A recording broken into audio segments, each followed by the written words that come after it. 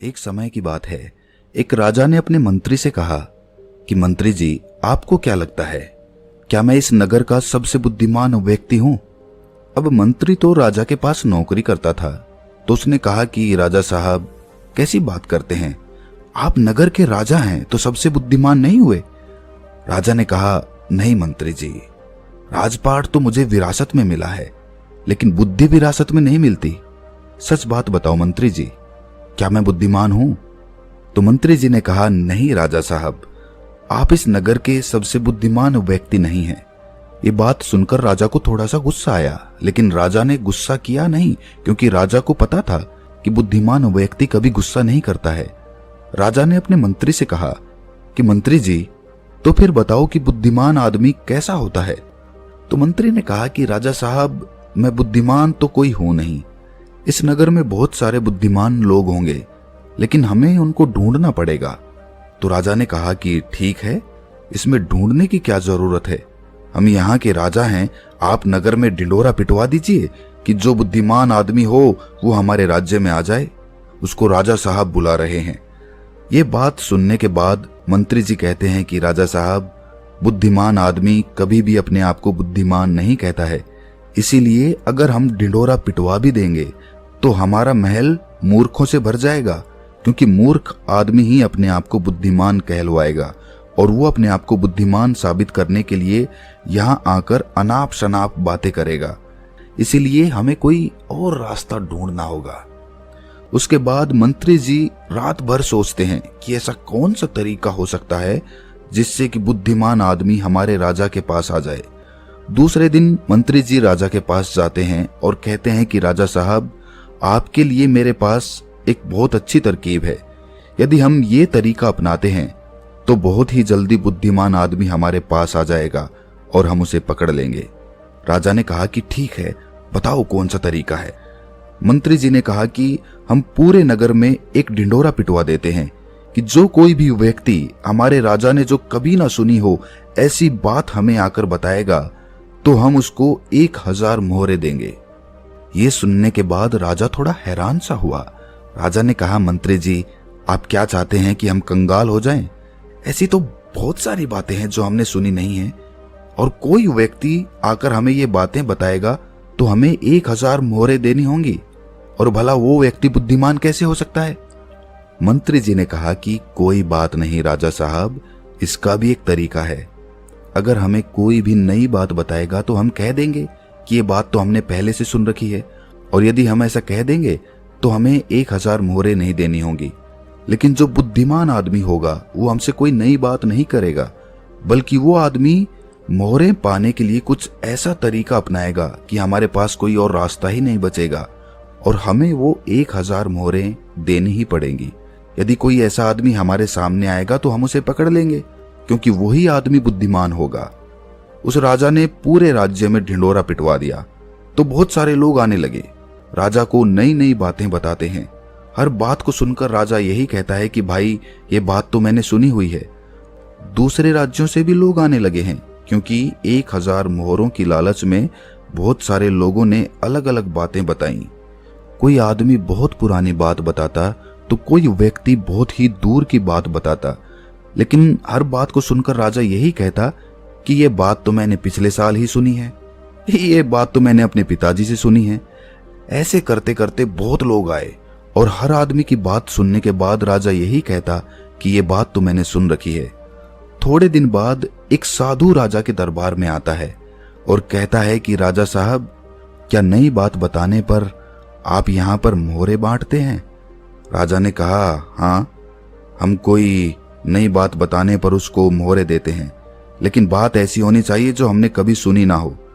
साधु ने कहा कि ठीक है राजा साहब, ये बात मैंने अपने दादाजी से सुनी थी। मेरे दादाजी बताया करते थे कि हमारे परदादा के पास बहुत ज्यादा धन था, और आपके परदादा जो पृथ्वी सिंह थे वो यहाँ के राजा थे। लेकिन एक बार ऐसा हुआ था जो शायद आपको भी पता नहीं होगा। पृथ्वी सिंह जी जब यहाँ के राजा थे, उस समय हमारे नगर में एक अकाल पड़ा था, जिसके अंदर लोगों को बहुत ज्यादा नुकसान हुआ और राजपाट में धन की कमी हो गई थी। और मेरे परदादा के पास बहुत ज्यादा धन था, और आपके परदादा ने मेरे परदादा से 2000 सोने की मोहरें उधार ली थी। मेरे परदादा जी हमेशा कहा करते थे कि यदि पृथ्वी सिंह जी मेरे पिताजी को 2000 मोहरें लौटा देते तो हम कभी गरीब नहीं रहते। अब देखो ना राजा साहब, मेरे परदादा जी ने आपके दादाजी की मदद की, इसीलिए हमारे परदादा गरीब हो गए। फिर हमारे दादाजी भी गरीब रहे, हमारे पिताजी भी गरीब रहे और मेरा भी एक गरीब परिवार में जन्म हुआ और इसीलिए मैं साधु बन गया। मुझे पता था कि यदि मैं आपके पास आऊंगा तो आप वो मोहरें वापस तो नहीं देंगे, क्योंकि आपने वो बात सुनी ही नहीं।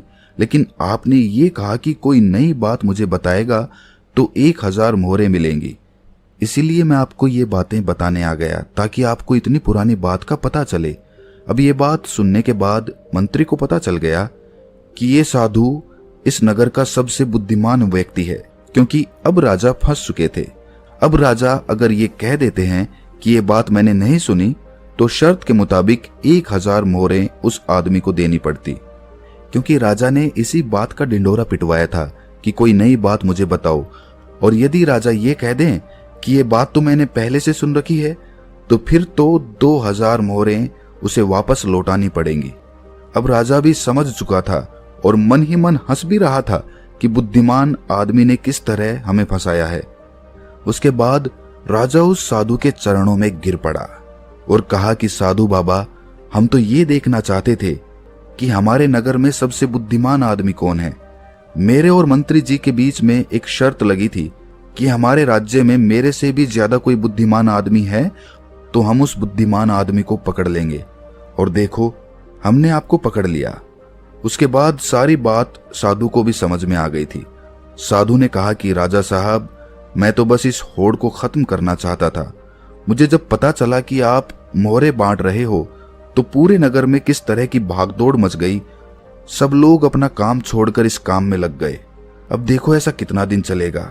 यदि वो अपना काम छोड़कर इस काम में लगे रहेंगे तो हमारे राज्य का क्या हाल हो जाएगा।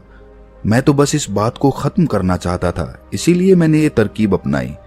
उसके बाद वो राजा कहते हैं, साधु बाबा, लेकिन एक बुद्धिमान आदमी होता कैसा है? कौन से गुण होते हैं जो उसे बुद्धिमान बनाते हैं?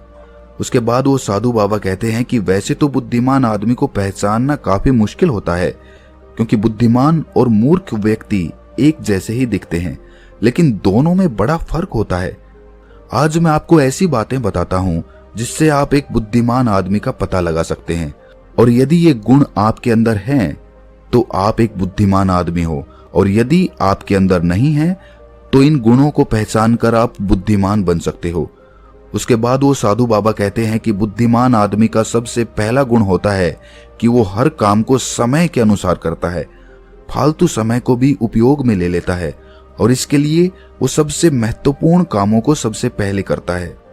बुद्धिमान लोग हमेशा समय को धन से अधिक महत्व देते हैं, क्योंकि वो लोग इस बात को अच्छे से समझते हैं कि इस दुनिया में समय ही वो चीज है जो सबसे निश्चित मात्रा में है और जिसे किसी भी तरीके से बढ़ाया नहीं जा सकता। इसीलिए वो हर काम की सूची बनाते हैं और उन्हें समय पर पूरा करने का प्रयास करते हैं। बुद्धिमान लोग आलसी नहीं होते, वो अपने काम को टालते नहीं हैं। आलस्य को वो अपना सबसे बड़ा शत्रु मानते हैं। वो खुद को इन आदतों का शिकार कभी नहीं होने देते। काम को टालने की आदत है जो इंसान को कभी आगे नहीं बढ़ने देती। दूसरा गुण जो बुद्धिमान व्यक्ति की पहचान होता है वो होता है कि उसको किसी से कोई शिकायत नहीं होती। वो समझते हैं कि